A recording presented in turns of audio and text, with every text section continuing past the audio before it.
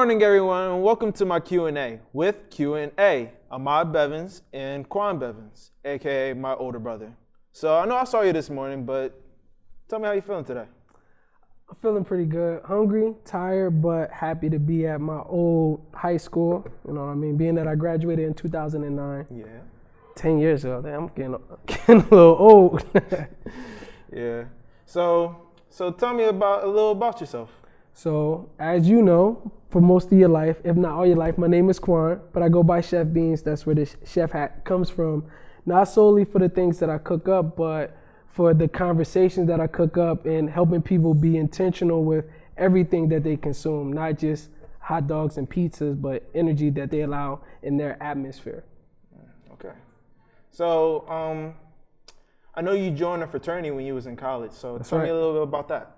Well, yeah, you know, you came to a couple of step shows that we won, but yes, Omega Psi Phi fraternity, I joined that in 2011, and the importance of joining that fraternity, you're able to be a part of a brotherhood where there's a lot of mentorships and people who have access to different resources, a lot of just big brother mentoring, helping you figure out certain things that you don't know. And there's also a philanthropic aspect of it because you're basically obligated to give back to the community and feed the homeless, a bunch of different things like that, and create different programs on the university to make the fraternity look amazing. So I know that you also live in LA. Yeah. So how did you get there? I drove to Los Angeles, which, you know, I drove to Los Angeles. My start date was September 16th, 2018. I got there October 1st. I was working in education prior to moving to Los Angeles, but once I realized that I really wanted to monetize my creativity and take my brand Chef Beans to the next level, Los Angeles just seemed like the spot where I needed to be at. Oh, okay. Well, did you come across any other states? Because I know you drive down there. Yeah, I came across a lot of states, stopped in Pennsylvania, Harrisburg, Akron, where else? Chicago, Detroit, Ames, Iowa, Omaha, Nebraska, Denver, Colorado, Salt Lake City, Oakland, California, then down to Los Angeles, California. So I stopped in a bunch of different cities. And back to the fraternity question, I have frat brothers in all these cities, so I didn't have to pay for a hotel or food or anything like that. I always was covered. The only thing that I had to pay for in my drive from Jersey to Los Angeles was the gas. So that's also a benefit, like being a part of something where you have an abundant amount of resources. So I knew you come across a few problems when you was crossing the country. Yeah. Can you tell me a few? Yeah, so driving across the country, my phone randomly stopped working when I was in Chicago. So I'm literally walking around Chicago trying to find a Sprint store, T-Mobile store to get a new phone. They weren't trying to replace mine, so I had to buy a new one. So the money that I saved up got chopped down. So I'm like, okay, whatever. And by the time I got to Los Angeles, I had a job in a spot waiting for me, or seemingly waiting for me, but both of those things fell through because the job, they filled the position, then where I was going to stay at, they put like a relative in there. So now I'm in a situation where I'm like, dang, like how am I going to figure this out? I had enough money to buy a one-way ticket back home, but I knew that I've already made this decision and that I was just dedicated and determined to figure it out. So I even slept in my car for a little bit and just endured, but I reached out to the people that I know, and slowly but surely things just started to work out. And now, a year later, I'm really getting rewarded for my endurance. So if you have a goal in mind or whatever you're trying to accomplish, you just got to stay locked in and make sure you get the outcome that you're looking for. Seems hard. So what made you want to pick LA? LA, well, it's funny because I was in this space where I was working up in North Jersey at this university. I was making a lot of money living in a good city, but I'm just like, this doesn't feel right. Like I feel spiritually dormant, spiritually stagnant. I need to do something that makes sense to me. So when I was in this headspace, I'm like, okay, if I was to be anywhere else, where would I be? I just kind of casted it up to the universe. LA kept reoccurring. And you probably don't even know this, but while I was living up there, I'm like, all right, I need one more sign to make me know that LA is it. And I came home and I was talking to you about schools, and you randomly just said out of nowhere, I thought you was gonna say like Rutgers or maybe Dell State, anything. You was like, I don't know why these schools in LA just keep reoccurring in my head. And that was the last sign that I needed. Whether you decide to go out west or not, I was just kind of like, cool, LA is where I need to be. And didn't really have a full vision of what I wanted to do in LA.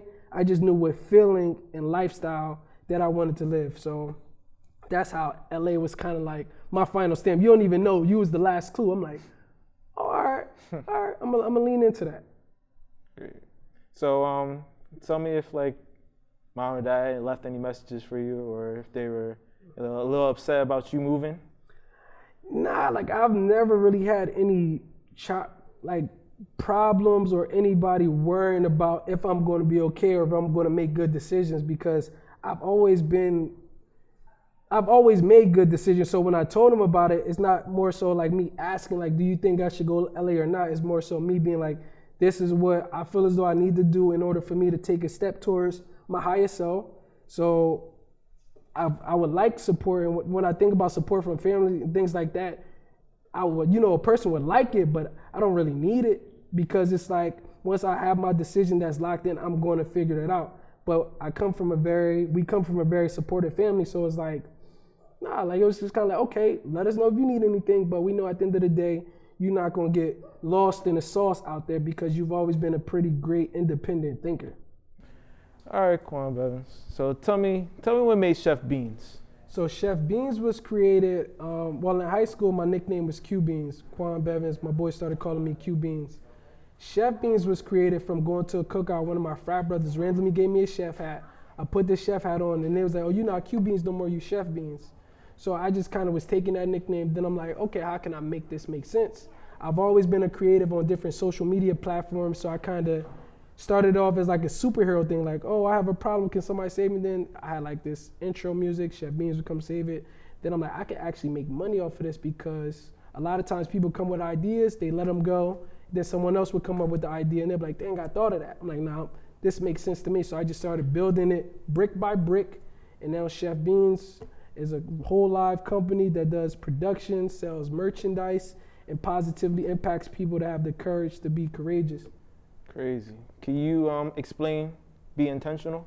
Yes, so something that Chef Beans created was intentional consumption, helping people be intentional not only what they physically consume, but the content they consume, the conversations they have, and the energy that they ingest.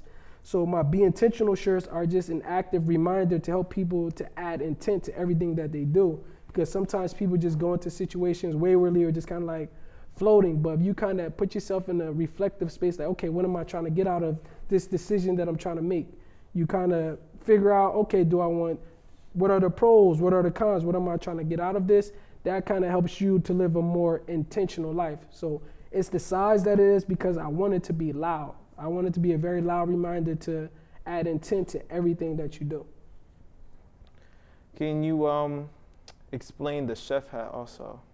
Yes, the chef hat is a reflection of my creativity that I'm always cooking up in every room that I walk into and every environment that I step into.